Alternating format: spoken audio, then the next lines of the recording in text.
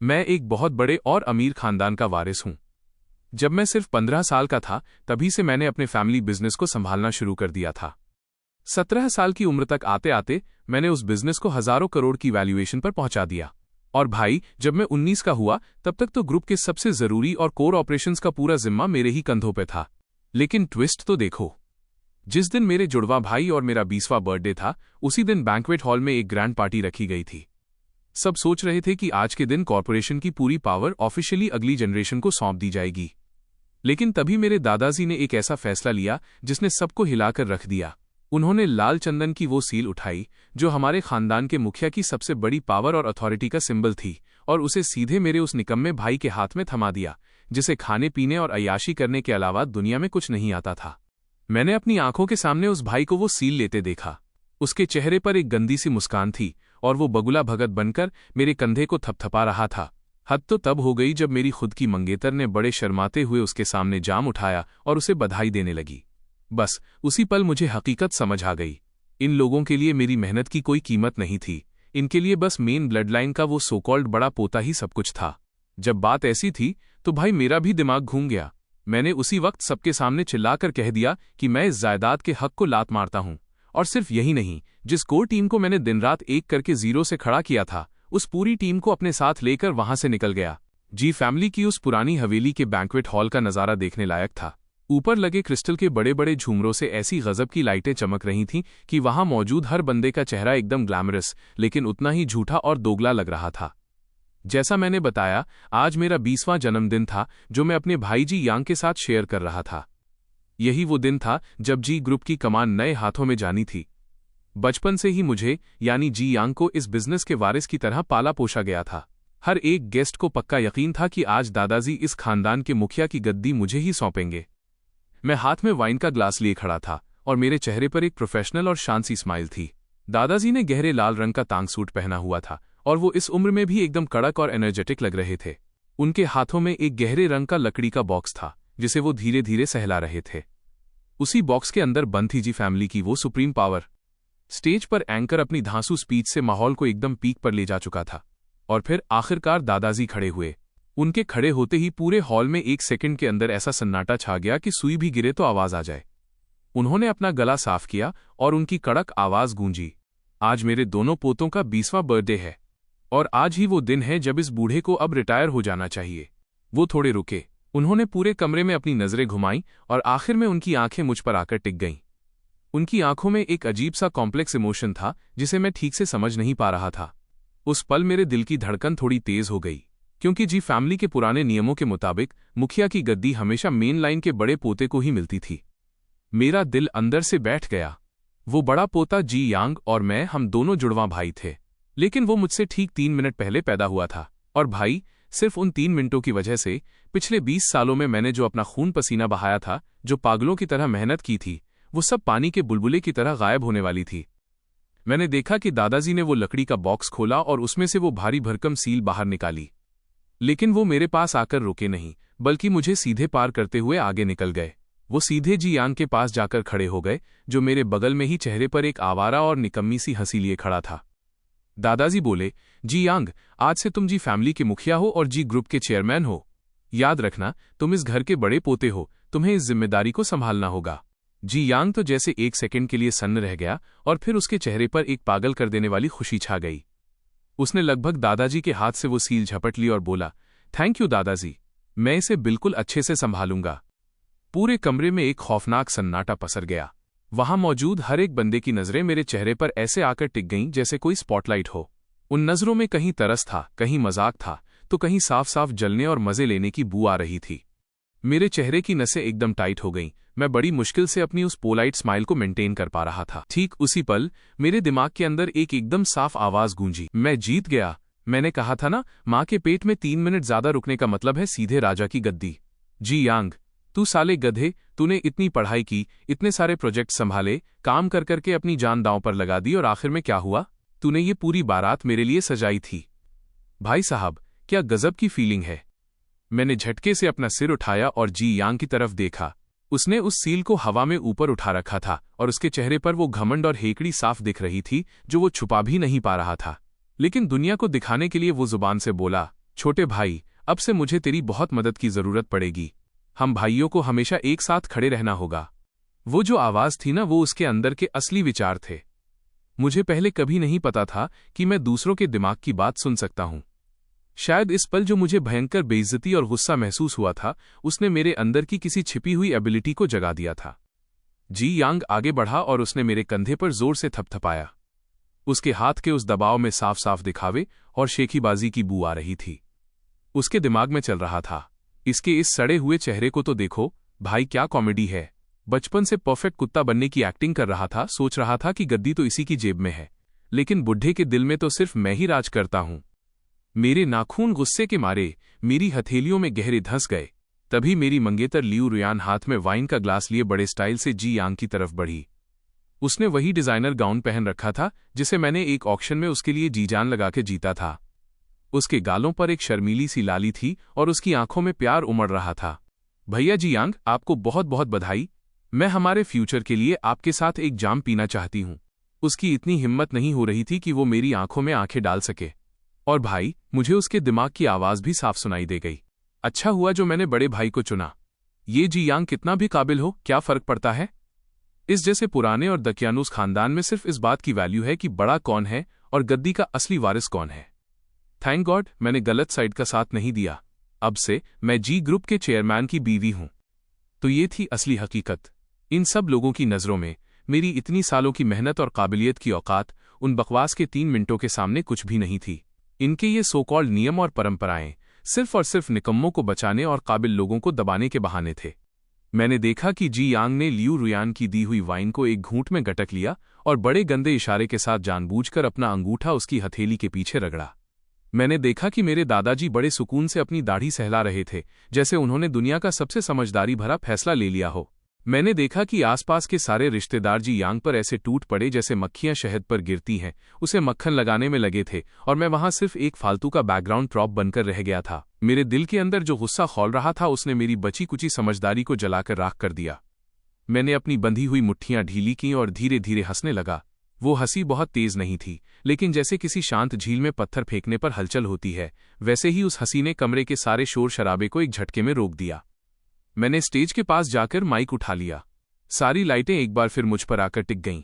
चूंकि हमारे खानदान में बड़े पोते के नियम को इतनी तवज्जो दी जाती है, तो एक छोटे भाई के नाते मुझे अपनी औकात पता होनी चाहिए।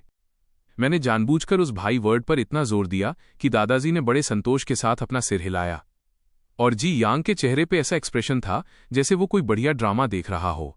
मैंने पूरे कमरे में नजर घुमाई और मेरी आवाज एकदम साफ और बिना डगमगाए गूंजी। मैं जी यांग आज सबके सामने ये अनाउंस करता हूं कि मैं ऑफिशियली जी फैमिली के इस जायदाद के हक को छोड़ता हूं। मैं इस जी ग्रुप से सिर्फ इन कपड़ों में बाहर निकलूंगा जो मैंने पहन रखे हैं। मेरी इस एक लाइन ने पूरे हॉल को सन्न कर दिया, जैसे सब पर बर्फ जम गई हो। दादाजी गुस्से के मारे झटके से खड़े हो गए और कांपती हुई उंगली मेरी तरफ उठाकर चिल्लाए, तुमने अभी क्या कहा, बदतमीज लड़का। मैंने उन्हें पूरी तरह इग्नोर किया और अपनी बात जारी रखी। इसके अलावा प्रोजेक्ट वोयाज की जो पूरी कोर टीम है, जिसे मैंने अकेले अपने दम पर खड़ा किया है और पूरा मैनेज करता हूं, जिसमें प्रोजेक्ट का सारा डेटा, क्लाइंट्स के रिसोर्सेज और अगले 3 साल का पूरा डेवलपमेंट प्लान शामिल है, वो सब मेरी पर्सनल टीम का है। इसलिए ये बिल्कुल नेचुरल है कि वो सब भी मेरे साथ ही यहां से बाहर जाएंगे। इतना कहकर मैंने माइक वहीं छोड़ दिया और मुड़कर जाने लगा। जब मैं जी यांग के पास से गुजरा तो मुझे उसके दिमाग के अंदर मची खलबली साफ सुनाई दी। क्या ये लोगों को अपने साथ ले जा रहा है, और ये साला प्रोजेक्ट वोयाज क्या बला है। उसने मुझे रोकने की कोशिश की, लेकिन मैंने उसे एक ठंडी और कातिलाना नजर से देखा। मुखिया जी, जरा अपनी गरिमा का ध्यान रखिए। मेरे पीछे बैंक्वेट हॉल के दूसरे कोने में सूट पहने एक जवान लड़का खड़ा हुआ। वो मेरा सबसे काबिल असिस्टेंट था, लिंजो। उसने अपनी जैकेट चेयर से उठाई और अपने पीछे लगी 2 टेबल्स की तरफ देखकर बड़े शांत लहजे में बोला, प्रेसिडेंट जी जा चुके हैं, अब हम यहां किस लिए रुके हैं? अपना सामान पैक करो, कल सुबह नए ठिकाने पर रिपोर्ट करनी है। यस बॉस लिन। उन 2 टेबल्स पर बैठे सभी 20 से ज्यादा लोग एक साथ एकदम परफेक्ट कोऑर्डिनेशन के साथ खड़े हो गए। ये वो लोग थे जो जी ग्रुप के टेक्निकल, मार्केटिंग और प्रोजेक्ट डिपार्टमेंट की असली रीढ़ की हड्डी थे। उन्होंने पीछे मुड़कर एक बार भी नहीं देखा और सीधे मेरे पीछे पीछे दरवाजे की तरफ चल दिए। पूरे बैंक्वेट हॉल में एक मौज जैसा सन्नाटा छा गया। वहां पीछे सिर्फ मेरा वो निकम्मा भाई रह गया था जो हाथ में उस गर्म होती सील को पकड़े खड़ा था और मेरे दादाजी का चेहरा एकदम सफ़ेद पड़ चुका था। मैं जी फैमिली की उस पुरानी हवेली के मेन गेट से बाहर आ गया। बाहर की ठंडी रात की हवा ने उस बैंक्वेट हॉल की बदबूदार परफ्यूम की स्मेल को मेरे दिमाग से पूरी तरह साफ कर दिया। लिन जो तेजी से आगे बढ़ा और उसने एक कोट मेरे कंधों पर डाल दिया। प्रेसिडेंट जी, गाड़ियां रेडी हैं। मैंने सिर्फ सिर हिलाया और कार की बैक सीट पर बैठ गया। मेरे पीछे हमारी कोर टीम के वो 20 से ज्यादा मेंबर्स एक एक करके पीछे आ रही गाड़ियों में बैठ गए। किसी ने भी एक फालतू सवाल नहीं पूछा। उन्होंने सिर्फ अपने इस एक्शन से दिखा दिया था कि वो किसके साथ खड़े हैं। ये वो लोग थे जिन्हें मैंने खुद टॉप यूनिवर्सिटीज से उनके ग्रेजुएशन के वक्त चुना था और अपने हाथों से ट्रेन किया था। हमने साथ में ना जाने कितनी रातें जागकर गुजारी थीं और कितने ही बड़े बड़े मुश्किल टास्क पूरे किए थे। हमारे बीच का जो भरोसा था वो एक नॉर्मल बॉस और एम्प्लॉय के रिश्ते से बहुत ऊपर उठ चुका था। गाड़ी बड़े स्मूथ तरीके से उस अमीरों वाले इलाके से बाहर निकल गई। मैंने रियर व्यू मिरर में देखा, वो जी फैमिली की हवेली धीरे धीरे छोटी होती जा रही थी, वो जगह जिसे मैं कभी अपना घर समझता था। तभी मेरा फोन पागलों की तरह वाइब्रेट होने लगा। वो दादाजी का फोन था। मैंने कॉल काट दी और तुरंत उनका नंबर ब्लॉकलिस्ट में डाल दिया। उसके ठीक बाद जी यांग का फोन आया। इस बार मैंने बटन दबाकर कॉल उठा ली। जी यांग, तू पागल हो गया है क्या? तुरंत रेंगता हुआ वापस आ यहां। फैमिली हेड जी, जरा अपनी जुबान संभालकर बात कीजिए। अब हम भाई नहीं रहे, अब हम सिर्फ बिजनेस कॉम्पिटिटर्स हैं। कॉम्पिटिटर्स? तेरी क्या औकात है मुझसे कॉम्पिटिशन करने की? ये मत भूल कि जो कपड़े तूने पहन रखे हैं और जो कार्ड्स तेरी जेब में हैं, उन सबका पैसा जी फैमिली देती है। मैं तुझे बता दूं, मैंने दादाजी से कहकर तेरे सारे कार्ड्स फ्रीज करवा दिए हैं। अब देखता हूं तू इस पूरी पलटन को खाना कैसे खिलाता है। इस याद दिलाने के लिए शुक्रिया भाई, लेकिन मुझे लगता है कि जो बोनस मैंने अपनी काबिलियत से कमाया है और जो मेरे पर्सनल इन्वेस्टमेंट्स के रिटर्न हैं, वो मेरे लिए एक नई शुरुआत करने के लिए काफी से भी ज्यादा हैं। इतना कहकर मैंने फोन काट दिया। उस गधे जी यांग को अंदाजा भी नहीं था कि जब मैं 18 साल का था तभी से मैं अपने प्रोजेक्ट के बोनस और एक्स्ट्रा टाइम का यूज करके पर्सनल इन्वेस्टमेंट्स कर रहा था, जिससे मैंने एक बहुत बड़ा स्टार्टअप फंड इकट्ठा कर लिया था। मैंने कभी भी अपनी उम्मीदें पूरी तरह दूसरों पर नहीं टिकी थीं, यहां तक कि अपने परिवार पर भी नहीं। और आज के इस वाक़े ने यह साबित कर दिया कि मैं बिल्कुल सही था। थोड़ी ही देर बाद लियू रुयान का फोन आया। अयान, इतने इम्पल्सिव मत बनो। मैं जानती हूं तुम इस वक्त बहुत दुखी हो, लेकिन दादाजी बूढ़े हो चुके हैं, तुम उन्हें इस तरह नाराज नहीं कर सकते। जल्दी वापस आ जाओ और माफी मांग लो। अभी भी चीजें संभल सकती हैं। चीजें संभल सकती हैं? जब तुम जी यांग के सामने जाम उठा रही थीं, तब तो तुम्हारे दिमाग में ये बात नहीं आई थी। दूसरी तरफ से आवाज एकदम से चोक हो गई। वो हकलाने लगी। मैं तो बस वहां का माहौल थोड़ा हल्का करने की कोशिश कर रही थी। तुम तो जानते ही हो ना कि मेरे दिल में सिर्फ तुम ही हो। अच्छा, ऐसी बात है? तो फिर एक काम करो, अपने दिल के उस बंदे को बदलो और वहां नए फैमिली हेड को बिठा लो। हमारा चैप्टर यहीं क्लोज होता है। मैंने फोन काटा और उसका नंबर भी सीधे ब्लॉक लिस्ट में डाल दिया। अब जाकर दुनिया में असली शांति हुई थी। तभी फ्रंट सीट से लिन, जो ने मेरी तरफ एक टैबलेट बढ़ाया। प्रेसिडेंट जी, ये प्रोजेक्ट वोयाज का आगे का प्लान है जिसे हमारी टीम ने रात भर जागकर तैयार किया है, और साथ ही हमारी नई कंपनी का रजिस्ट्रेशन प्रोसेस भी इसमें है। प्लीज एक बार देख लीजिए। मैंने वो टैबलेट हाथ में लिया और स्क्रीन पर लिखे उस घने टेक्स्ट और डेटा को देखा। मेरा वो दिल जो अपनों के धोखे से एकदम बर्फ की तरह ठंडा पड़ चुका था, उसमें आज पहली बार एक गर्माहट की चिंगारी उठी। मैंने कहा, कंपनी का नाम होगा शिंकी टेक्नोलॉजी। लिंजो की आंखें चमक उठीं। गजब नाम है सर। एकदम नई शुरुआत। हमने रात ही रात में शहर के बीचों बीच एक बहुत बड़ी ऑफिस बिल्डिंग का पूरा फ्लोर रेंट पे ले लिया। अगली सुबह जब जी ग्रुप के बाकी एम्प्लॉयज को पता चला कि टेक्निकल और मार्केटिंग डिपार्टमेंट के सारे कोर मेंबर्स एक साथ गायब हो चुके हैं, तो पूरी कंपनी में जैसे हड़कंप मच गया। चेयरमैन की कुर्सी पर बैठे जी यांग का सिर फटा जा रहा था, क्योंकि उसके सामने हर डिपार्टमेंट के डायरेक्टर्स इमरजेंसी रिपोर्ट्स लेकर खड़े थे। फिंगहुआ कंपनी के साथ पार्टनरशिप का फाइनल प्लान आज ही सबमिट होना है। उसका इंचार्ज मैनेजर कहाँ है? सर, वो तो कल ही जी यांग के साथ छोड़कर चला गया।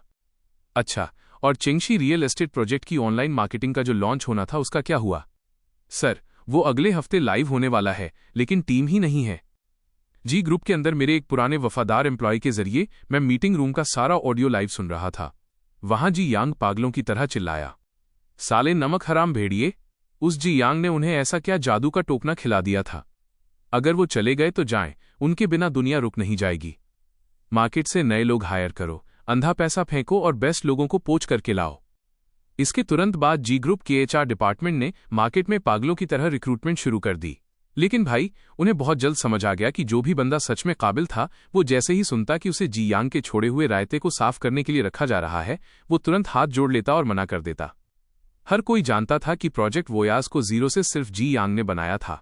उसके अंदर के जो टेक्निकल बैरियर्स और मार्केट नेटवर्क्स थे, उन्हें उसकी कोर टीम के बिना बाहर का कोई भी ऐरा गैरा बंदा समझ ही नहीं सकता था। 3 दिन के अंदर जैसे ही मार्केट में ये खबर फैली कि कोर टीम कंपनी छोड़ चुकी है और सारे बड़े प्रोजेक्ट्स ठप पड़ गए हैं, जी ग्रुप के स्टॉक की प्राइस सीधे 10% नीचे गिर गई। जी यांग ऑफिस में बिना पूंछ के चूहे की तरह यहां वहां भाग रहा था, डर के मारे उसकी हालत खराब थी। वहीं दूसरी तरफ हमारी शिंकी टेक्नोलॉजी ऑफिशियली खड़ी हो चुकी थी। ओपनिंग के दिन हमने कोई बहुत बड़ा तामझाम या दिखावा नहीं किया।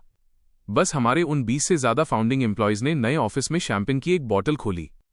मैंने सबसे कहा, पास्ट में हमने जी फैमिली के लिए साम्राज्य खड़ा किया था, लेकिन आज से हम अपना खुद का फ्यूचर बनाएंगे। हर एक बंदा पूरे जोश से भरा हुआ था, उनकी आंखों में कुछ बड़ा करने की भूख साफ दिख रही थी। ये लोग टेक और मार्केट के असली उस्ताद थे। एक बार जब वो जी ग्रुप के उस सड़े हुए और कड़े सिस्टम से आजाद हुए, तो उनकी क्रिएटिविटी एकदम खुलकर बाहर आ गई। हमने सबसे पहला काम ये किया कि प्रोजेक्ट वोयाज का जो सबसे मेन प्रोडक्ट था, एकदम नए जमाने का स्मार्ट होम कंट्रोल सिस्टम, उसे और ज्यादा ऑप्टिमाइज किया और टाइम से पहले ही मार्केट में उतारने की तैयारी कर ली। ये वो प्रोडक्ट था जो जी ग्रुप के लिए इस साल के सेकंड हाफ का सबसे बड़ा गेम चेंजर होने वाला था। लेकिन अब यही वो तीखा हथियार बनने वाला था जिससे शिंकी टेक्नोलॉजी अपना पहला धमाकेदार शॉट खेलने जा रही थी। उधर जी ग्रुप का कबाड़ा हो चुका था। जी यांग ने जो करोड़ों की सैलरी देकर बाहर से सोकॉल्ड एक्सपर्ट्स हायर किए थे, वो जब प्रोजेक्ट वोयाज के उस आधे लिखे कोड के सामने बैठे तो उनके तोते उड़ गए। उन्हें कुछ समझ ही नहीं आ रहा था। एक मीटिंग के दौरान उन्होंने अपनी इज्जत बचाने के लिए जी यांग के सामने बड़ी बड़ी बातें हाँकना शुरू कर दिया। अपने अंदर के मुखबिर से वो रिकॉर्डिंग सुनकर मैं अपनी हंसी नहीं रोक पाया। चूंकि उन गधों को वो कोड समझ नहीं आ रहा था, इसलिए उन्होंने जी यांग से कह दिया कि ये पूरा प्रोजेक्ट ही बकवास और कचरा है। और जी यांग, जो पैदाइशी बेवकूफ था, उसने उनकी बात पर आंख बंद करके भरोसा कर लिया।